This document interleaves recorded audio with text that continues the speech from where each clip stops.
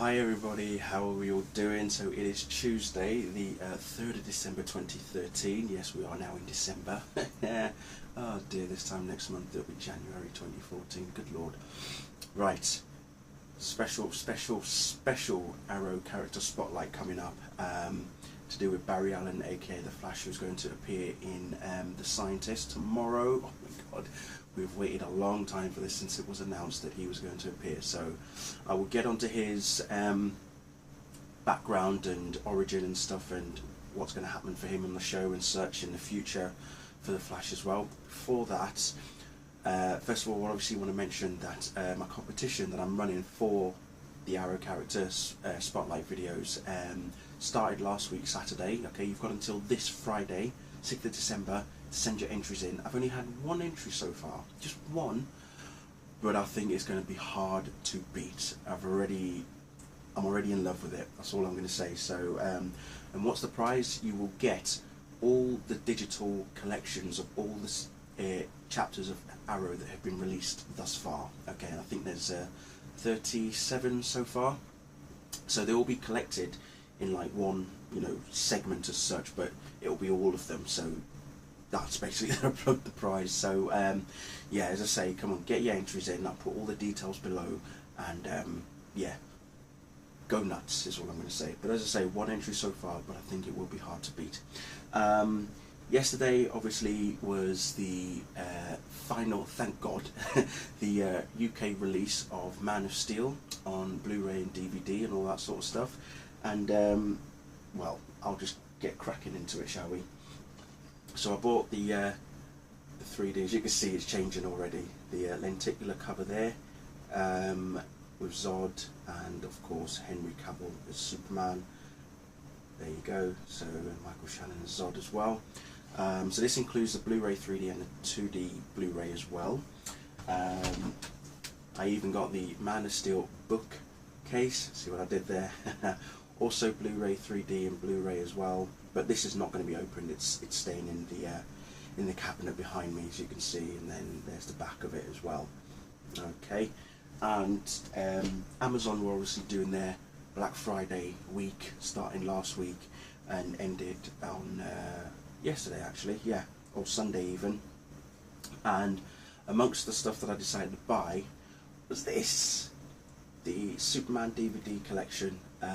It includes Superman Unbound, Doomsday, Superman vs. the Elite, Superman Batman Apocalypse, and Superman Batman Public Enemies, all on DVD. So now that I have that lot, there's obviously still a few more, like all the Justice League stuff as well, but at least I've got this lot now, so I'm very, very pleased with it. There, have a look at the back there quickly as well. There we go. Right, let's crack on, shall we? So, Barry Allen. He's appearing tomorrow. Oh my god, I can't believe this is actually happening.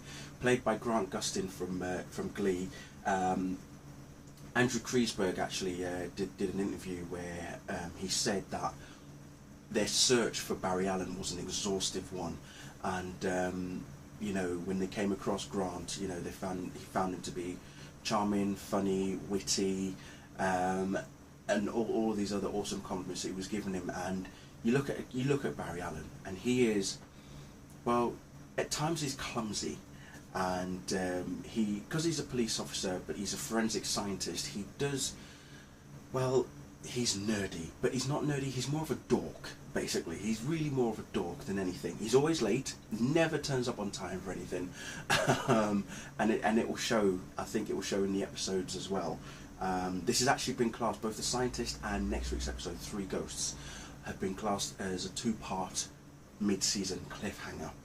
So we are in for an interesting epic ride, people, between now and next week. I can't wait. But who is Barry Allen, and when was he created, and all that sort of stuff? Well, his first appearance was in 1956, October, in Showcase number 4. He was created by Robert Kanigher, John Broome, and the late Carmine Infantino as well, who obviously pretty much brought Flash to life in so many ways. Prior to the relaunch in 2011, he was with Iris West. He actually came back from the dead because he died in the Crisis on Infinite Earths back in the 80s, 85 to be exact, I believe.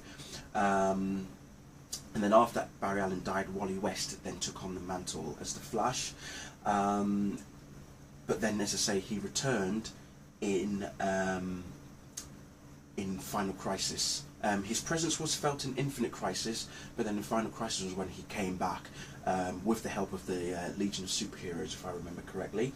Was it Legion? No, that was what Kid Flash. Sorry, that was Bart who brought them back. I'm sure it was.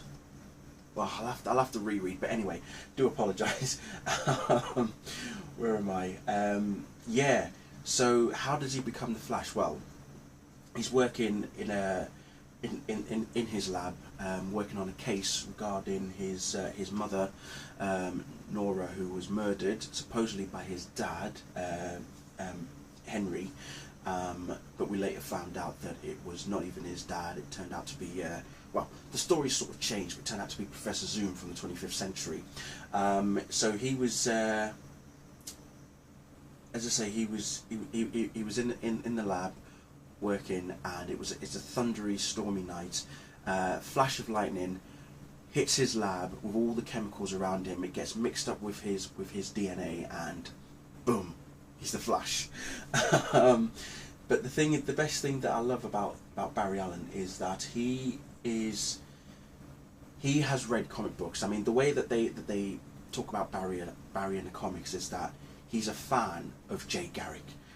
He knows about Jay Garrick and who he is, and you know, all these other characters that he's aware of. I mean, it even says that one night, as he is preparing to leave work, a lightning bolt shatters a case full of chemicals and spills them all over Alan.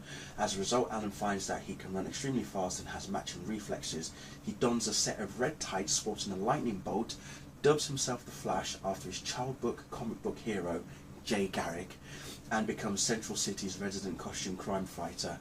So there is that paradox in some sense. You know, you're reading about this character who knows about another character that he's a fan of as well. So it is something interesting from there. He, in the future, the way that it works, his descendant is actually Bart Allen. So when Bart Allen comes to the present that Barry Allen's in, becomes Kid Flash, well, there's a lovely little family reunion right there in particular. But as I say, I mean, here we are talking about Barry Allen himself, and what we're going to see, or what I'm hoping that we'll see, and I've seen a couple of clips already. We know that Barry's probably going to get it on with Felicity, which is going to cause a bit of the green-eyed monster to come out from Oliver. We'll see how that one works. Remember what happened in Russia? That's all I'm going to say. He will be investigating a series of crimes that have been going on, not just in Central City, but have now reached Starling City as well. And there's actually a point where Oliver actually turns around. What was it? Well, Quentin Lance turns around and says, "Oh, so who are you and how old are you?" kind of thing. And you hear Oliver turn around and say, "And does your mother know you're here as well?" or something like that. And it, you know, he's just as I say, he's bumbling, he's stuttering. He says, "Oh, I'm Barry Allen from Central City Police Department, you know, crime scene investigation unit," and all that sort of stuff.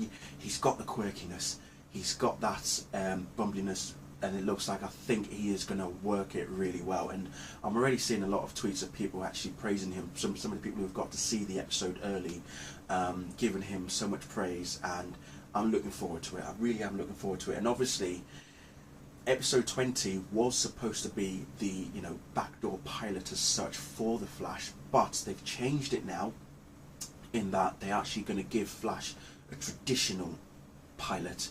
So hopefully we're still going to see him in episode 20 in some effect, but then an actual pilot will be made for him, and hopefully a full series will get greenlit as well at the same time next year. So there's a lot going on, there's a lot at stake as well, in particular for the Flash. It's going to be interesting to see how it happens. And Jeff Johns, I have to give the guy credit, he brought the Flash back to who he is now. He wrote The Flash Rebirth in 2009 along with artist Ethan Van Sciver, and it was a 6-issue miniseries. Literally brought the Flash back into the big time. I myself haven't read it, which I feel quite bad about, because I will need to read it at some point. But it basically brings him back to the fold, and you know, and if you've read them, if you're reading the New 52 series right now, you'll know that he's just got rid. Well, I say he's defeated the Reverse Flash, although it's not the Reverse Flash that we're familiar with. This is a different type of Reverse Flash, and obviously the 25th issue was more of a 0-year tie-in that they're doing with Batman, so they went 6 years back into the past of when he arrived at Gotham City. So as I was reading that issue, issue 25, I'll actually just get it out for you in fact. This is it here, issue 25, okay?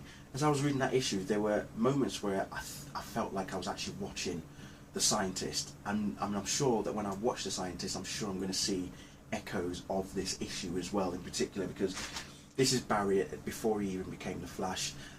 He even meets Iris West in this issue as well. So many teasers in there.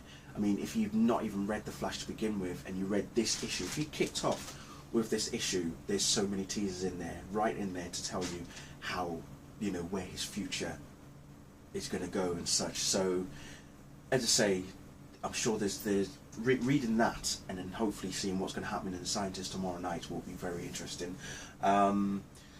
So yeah, I just want to say first of all, I'm really looking forward to seeing what Grant is going to do for us. I'm sure he's made it awesome. As I say, I'm hearing really good things already about him and the show and the episodes overall, both of them, episodes 8 and 9 for this week and next week. But yeah, really looking forward to it, and I'm sure it'll be awesome. So anyway, not going to say too much more, as I say, because I could talk about him all day if I wanted to. I've always said this: if Superman didn't exist, the Flash would be my #1 character that I would be a huge fan of, because, you know, I don't know, there's just something about him, and the fact that he can run really fast as well is probably what makes him even more awesome as well. But yeah, The Scientist tomorrow night. Can't wait. Grant Gustin, I'm sure you'll do us proud. Thank you very much. See you all later. Bye.